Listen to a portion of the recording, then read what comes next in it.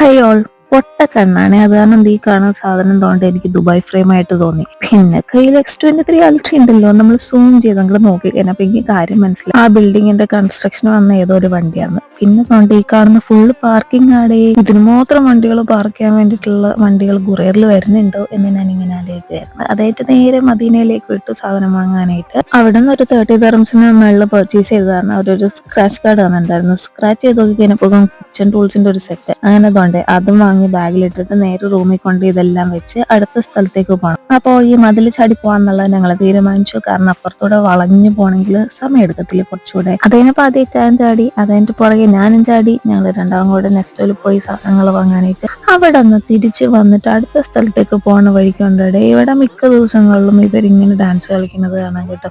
ഇതിന്റെ പേരെന്നാണെന്ന് എനിക്കറിയത്തില്ല. കുറെ അമ്മായിമാരും അമ്മാവന്മാരും അങ്ങ് ഡാൻസ് കളിക്കുന്നുണ്ട്. കൊള്ളാം, സംഭവം കൊള്ളാം.